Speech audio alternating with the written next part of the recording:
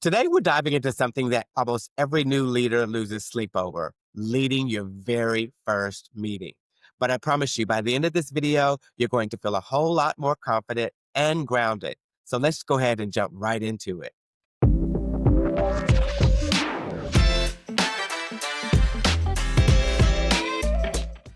Kari, you have a few key tips for the audience. Can you share those and start us off with the first key tip? Yeah, the first one I think is really crucial. And I know we're setting this up as folks that are preparing for their first meeting, but I think these tips and some of the discussion and dialogue that we'll have today will also help folks that are veterans, have been in the game as well. And it's just a refresher to think about how you can make your meetings even more successful. And the first one I would say is just make sure that you're preparing your meeting with purpose. And if you have the goal in mind and what the objectives are of that meeting, communicate it, send it out in advance of the meeting. Talk about, hey, this is what we want to talk about. This is what we want to accomplish at the outset of this meeting so that everybody is aware and on the same page. And so I think that's just a real good opportunity to make sure that everybody's on the same page. When Yeah. I get done with this meeting, hey, this is what I want to make sure that we have accomplished. And so I think you have to define what success looks like, and that starts with preparing with a purpose.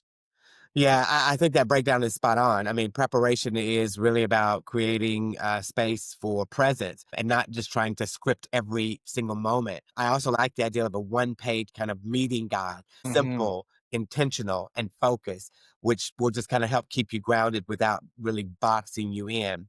Yep. And one other tip that I can add is kind of practicing your opening line, which Yeah. really can be a good game changer. The first sentence sets the energy for the entire room. And when you Mhm. know how you're starting, you can lean into confidence instead of scrambling for words. So I think that that is a very good key point.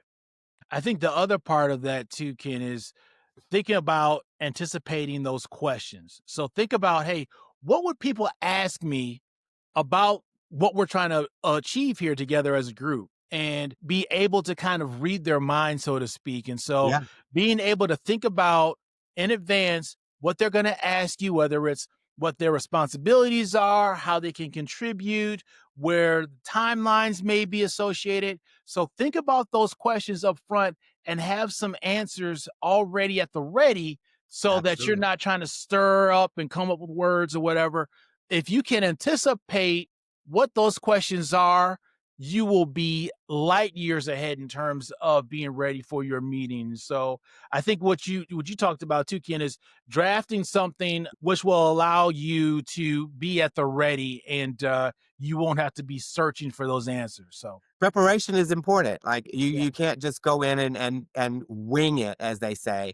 You need Mhm. to be prepared and anticipate those questions. Point is write those things down. Get yourself some bullet points so that you are prepared to answer those difficult questions during a meeting. Again, it all comes down to preparation and being prepared. So, and if you're Yeah. unprepared, you're going to look unprepared and you're going to come off as unprofessional and not as a good leader. And Right. people are going to be asking, why is this person leading this meeting? Especially if you don't know what you're talking about or you're not able to respond and give clear answers when questions are asked. Absolutely. And I think this one may be the most critical piece of managing your meeting, and that's managing the time confidently. And so you have to, again, going back to what you were saying, Ken, anticipating where some of the questions may be, but also anticipating where some of the conversation, where some of the discussion may run long. And so being flexible, we want to Mhm. be flexible with the discussion topics, but you want to make sure that you're capping the conversation if it runs long, because we want to be considerate of everybody's time. Many people have meetings on meetings back to backs. And Yeah. so you want to make sure that you're managing the time confidently and effectively. And so make sure that you assign time limits where you can. Yeah. Understand that sometimes things may run long in certain areas, sometimes it may run short. But if you can effectively manage the time of that meeting, man, I'm telling you that will go a long, long way. Not only for the way you manage meetings, but also it goes a long way in establishing your credibility. Say, oh Absolutely. wow, Ken, he runs a good tight meeting. We get a lot of stuff Yeah. done, and he Yeah. always makes sure that we leave on time. that is huge in terms of getting participation and getting people to actually come to your meetings as well. Yeah, 100% agreed. Time is key. Yep. And I think the last thing is, and as we get ready closing out, is closing with clarity, right? And so we Yeah. talked about setting the stage, setting the purpose, the objective of the meeting. We talked a little bit about the key points, the things that we want to accomplish. We talked about making sure that we're collectively staying on time. But then you want to recap. You want to talk about those things that you discussed. You want to talk about any action items, any takeaways, any next steps, and so that way, it doesn't leave anybody uncertain of what their responsibilities or their roles are with regard to that meeting. And so I like to establish that verbally, but then follow up with a meeting minutes or meeting notes or meeting recap again. So you have it in writing. This is what Yeah. Ken assigned us. This is what my role is. And this is when I need to complete it by. I think that will go a long way as well and making sure that your meeting is productive, but also that people do what they're supposed to do and holds everybody accountable. Yeah, that's such a good reminder. Leading with clarity and calm really does start with knowing your why and Mhm. trusting your how. Mm. I think one of the things you could also do is shift from vague questions to intentional prompts and ask from one idea from each person, which kind of totally sets the change in energy of the room. It also helps create a structure without shutting people down. And your point on the final recap, I mean, that's essential. Ending Mhm. with clear next steps is where real momentum kicks in. Yep.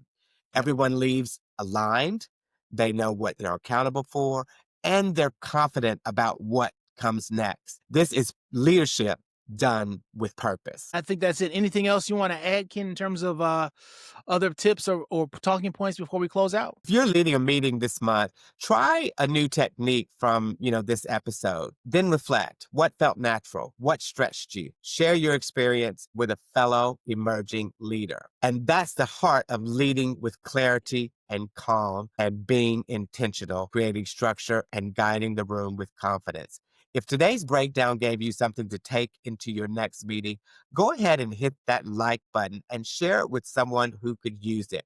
Thanks for hanging out with us today. And remember, leadership isn't about having all the answers, it's about creating the space where great answers can arise. Just want to remind everyone again to lead with love, laugh with grace, and lift someone up today. Appreciate y'all. Thanks, everybody. See you on the next one. Ciao.